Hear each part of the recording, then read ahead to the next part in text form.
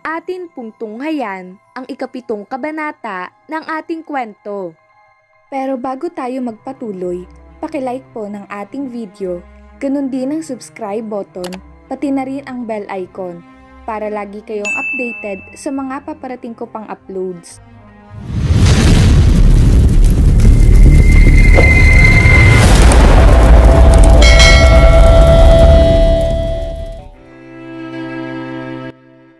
Nagising si Abigail sa isang puting kwarto matapos siyang mawala ng malay. Masakit ang mga katawan niya at halos hindi siya makagalaw. Inaalala niya kung ano bang nangyari sa kanya. Nabangga nga pala siya ng isang rumaragasang sasakyan. Kaya naman pala halos hindi na siya makagalaw ngayon. Inilibot ni Abigail ang kanyang paningin. Mag-isa lang siya rito. Nasaan si Hunter? Bulong ng kanyang isipan. Napatigil siya sa paghahanap sa binata nang maalaala ang dahilan kung bakit ito nangyari sa kanya. Nakita niya nga pala ang eksenang paghahalikan ni Hunter at Veronica. Talaga nga sigurong hanggang doon na lang ang lahat sa kanila ni Hunter. Hindi naman niya gusto na ipagsiksikan ang sarili sa taong ayaw naman sa kanya. It's either siya ang masasaktan o di kaya naman ay ang lalaking yun. Sabagay, sanay na siya masaktan. Siguro naman, pwede niya munang ipahinga ang sarili. Natapos ang pagmumuni-muni ni Abigail nang magbukas ang pinto at pumasok si Luke at ang doktor. Wala sa doktor o kay Luke ang atensyon niya, kundi nasa babaeng kamukhang-kamukha niya. Ang ipinagkaiba lang marahil nila ay mataray tingnan ang mukha ng babae, samantalang siya ay may maamong mukha. Pero bukod dun ay wala na. Gising ka na pala, Abigail. Kamusta na ang iyong pakiramdam? Wika ni Luke sa kanya. Medyo masakit lang ang katawan ko pero okay na naman ako. Sagot ni Abigail. It's good to know na may improvement na sa iyong katawan. You were in coma for about 1 month already. And I'm happy that you wake up now. Kailangan mo ng doble ingat ngayon. Dederatsahin na kita. You are pregnant. And it's a miracle na nakaligtas ang bata. Buti na lang, malakas ang kapit nito. Mga 1 linggo pa ang ilalagay mo rito para makapagsagawa ako ng iba pang mga test sa iyo. Nang sa ganun, makasigurado tayong ligtas na kayong mag-ina bago ko kayo i-discharge. Pagpapaliwanag ng doktor sa kanya. Napatango na lang naman siya dahil pinoproseso pa ng kanyang utak ang sinabi ng doktor. Si Luke na ang nakipag-usap sa doktor hanggang sa makaalis ito. May pipirmahan lang ako sa baba, wika ni Luke, saka lumabas at naiwan silang dalawa ng babaeng kamukha niya.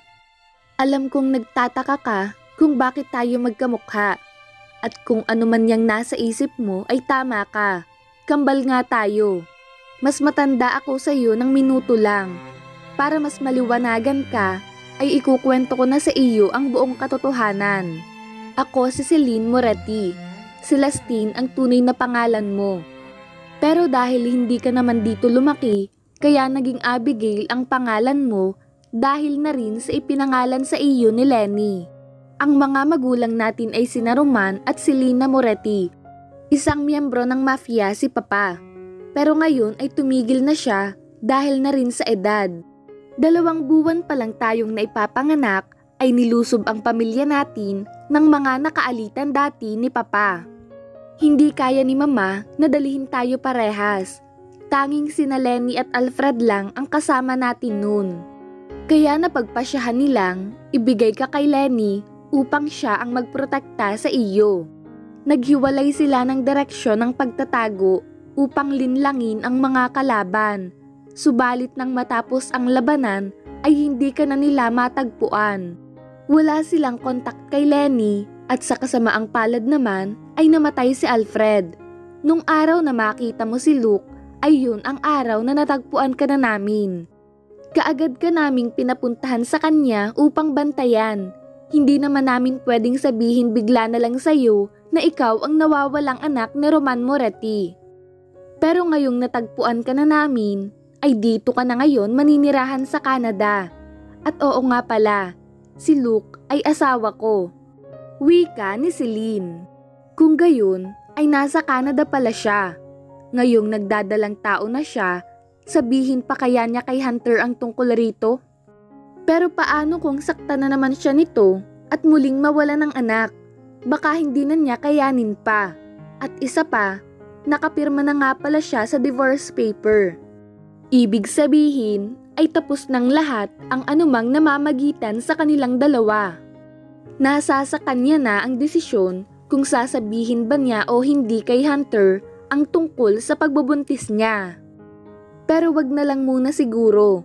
Masyado pa siyang nasasaktan kapag naaalala ang paghahalikan nito at ni Veronica. Ayaw na niyang guluhin pa si Hunter.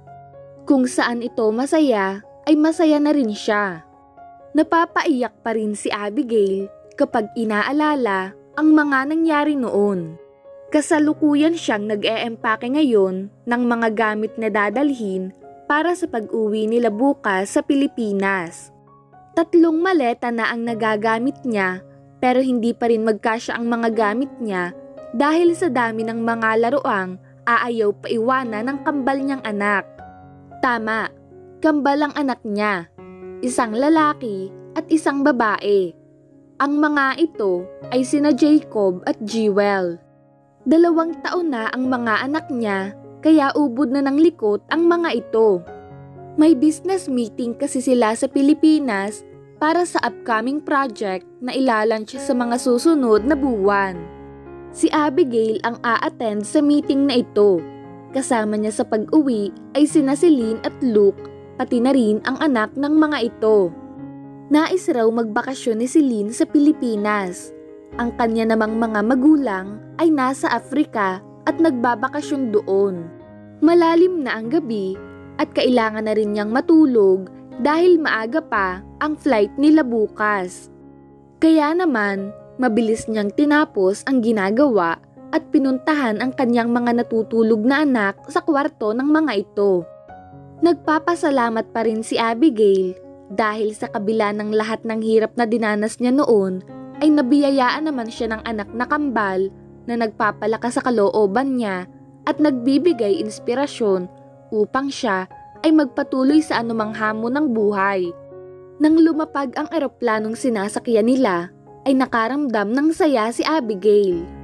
Matagal na rin siyang hindi nakakabalik sa Pilipinas.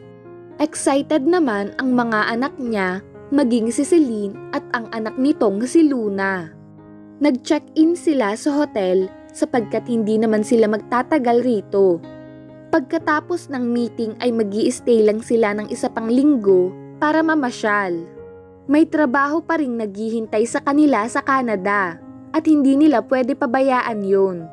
Bukas ang meeting niya na gaganapin sa kumpanya ni Hunter. Sa looban ng 3 taon ay pinilit ni Abigail na kalimutan si Hunter pero hindi niya ito magawa.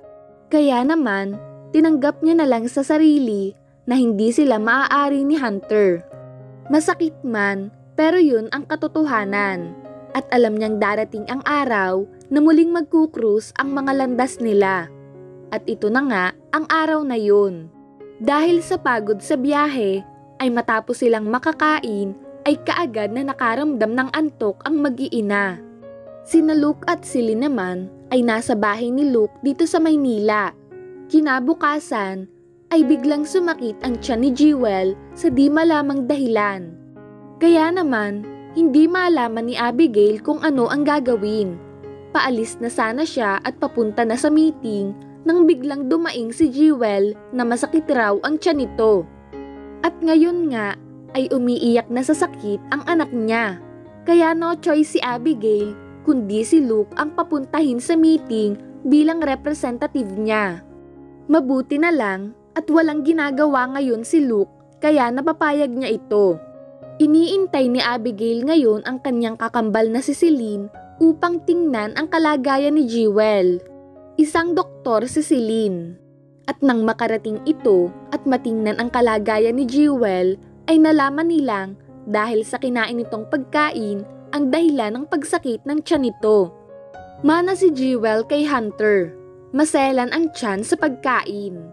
Kinagabihan ay napagpasyahan nilang mag-grocery sa mall para may mailuto siya sa bahay, pati na rin ng mga kakailanganin niya. Magaling na si Jewel at heto nga, takbo ng takbo at nakikipaghabulan sa kuya niya.